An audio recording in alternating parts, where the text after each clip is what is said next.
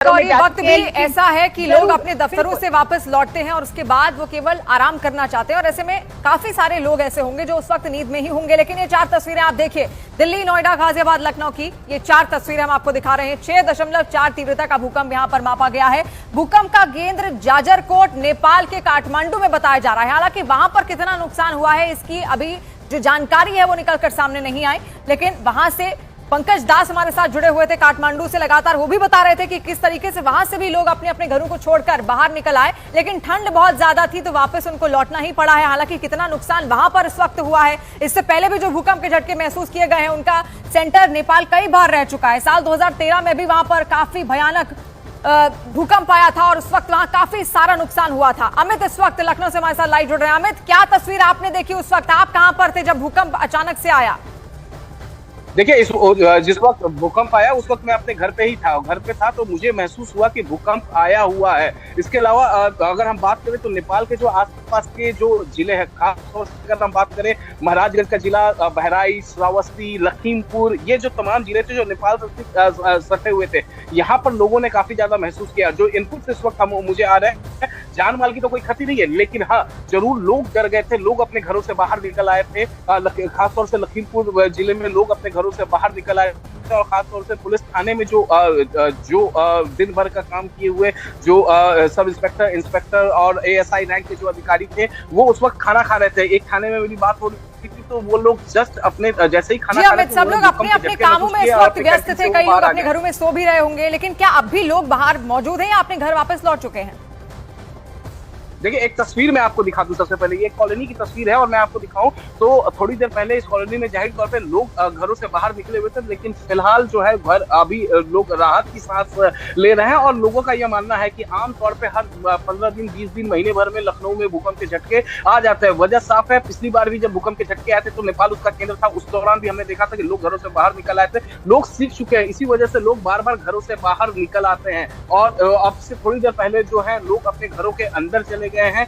लेकिन लोगों ने जो महसूस किया भूकंप के झटके, जाहिर तौर पर अगर हम बात करें तो बहराइच जिले का जो इनपुट है, बहराइच, श्रावस्ती, जो नेपाल से ठीक सटा हुआ इलाका है, इन जिलों के लोग काफी ज्यादा दहशत में आ गए, क्योंकि इसको हर किसी ने महसूस किया है। ये वैसा समय होता है जब लोग अपने दफ्तरों से आके जो बिजनेसमैन है, उत्तर प्रदेश के कई जिले इसमें शामिल थे जहां पर बहुत तेज भूकंप के झटके महसूस किए गए। हालांकि तस्वीरें लगातार हम आपको दिखा रहे हैं। नेपाल का जाजरकोट का वो इलाका था जो कि मेन एपिसेंटर था इस पूरे भूकंप का। मोनिका लगातार हमारे साथ जुड़ी हुई हैं, अमित भी लगातार हमारे साथ जुड़े हुए हैं। मोनिका, आप उस वक्त क्या कर रही थी? क्योंकि भूकंप का जब भी झटका आता है तो उसको महसूस तो हम कर लेते हैं, लेकिन कुछ वक्त बाद आप उस वक्त क्या कर रही थी? आपको कैसे पता चला कि भूकंप आया? बिल्कुल शिवानी, क्योंकि रात के 11:30 बज रहे थे और अमूमन जैसे आज तो वैसे फ्राइडे नाइट है, कुछ लोग अपने घरों से बाहर है, लेकिन मैं अपने डिनर के बाद बस अपने बर्तन कुछ रख ही रही थी। मुझे महसूस नहीं हुआ, जैसे ही मैं अपने किचन में गई तो मेरे बर्तन हिलने लगे, तो मुझे लगा पता नहीं क्या हुआ। मैं अचानक से गई, मैंने देखा, लेकिन जब मैं बाहर आई अपने ड्राइंग रूम में तो मैंने देखा कि मेरा जो पंखा है वो बहुत तेजी से हिल रहा है और बाहर जो है शोर आना शुरू हो गया मेरे सोसाइटी में। तो घबरा के जब मैंने अपनी बालकनी से बाहर देखा तो सोसाइटी के तमाम जो लोग हैं वो घबराए हुए थे और वो नीचे आ रहे थे और बार बार यही मुझे कुछ सुनाई दे रहा था कि शायद भूकंप के तेज झटके महसूस हुए हैं।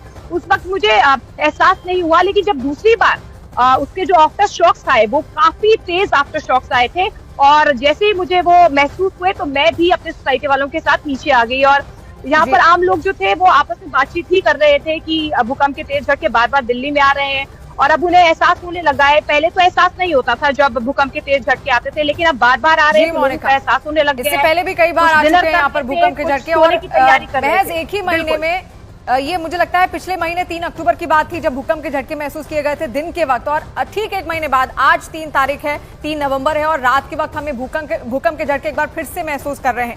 अमित, आप उस वक्त क्या कर रहे थे जब आपने भूकंप के झटकों को महसूस किया? देखिए, जिस वक्त मैंने भूकंप का झटका तकरीबन 11:30 बजे के आसपास, एग्जैक्टली टाइम नहीं बता पाऊंगा क्योंकि उस दौरान मैं घर पे डिनर कर रहा था, मुझे एहसास हुआ, पंखा हिलता हुआ मुझे दिखा, और जहां मैं डिनर कर रहा था तो मुझे एहसास हुआ। उसके बाद क्या हुआ कि जैसे ही मैं घर से बाहर निकला तो देखा कि कई लोग सड़कों पर आ चुके थे, और तुरंत कुछ लोग, कुछ शुभचिंतक थे जो लखीमपुर डिस्ट्रिक्ट में थे, उन्होंने वहां से फोन किया सबसे पहले और बताया कि वहां काफी ज्यादा तेज वहां भूकंप के झटके महसूस किए हैं। अमित, आपके पास वापस लौटूंगी। आनंद भी इस वक्त हमारे साथ जुड़ गए हैं। आनंद, आप क्या उस वक्त कर रहे थे जब भूकंप के झटके आपने महसूस किए? देखिए, मैं इस वक्त ग्रैंड अजनारा सोसाइटी में हूँ। मेरे साथ कुछ यहाँ के रेसिडेंट्स भी हैं, मैं भी यहीं पे रहता हूँ। मैम, अभी आपको क्या कुछ अर्थक्वेक के ऐसा कुछ लगा, फील हुआ था? बहुत तेज कर मैम, थोड़ा बताएंगे, न्यूज़ 18 पे लाइव चल रहा है। भूकंप आई थी कुछ समय पहले और वो बहुत अच्छी फ्रिक्वेंसी में थी।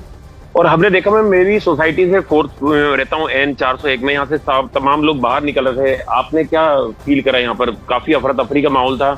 हाँ जी, काफी अफरा तफरी का माहौल था, बट मुझे तो लगता है कि जैसे मैं 24th फ्लोर पे रहती हूँ तो बेटर है कि आप अपने घर पे ही रहें और बाहर ना निकलें, और जब भूकंप शांत हो जाए तो उसके बाद आप भले ही आ सकते हैं।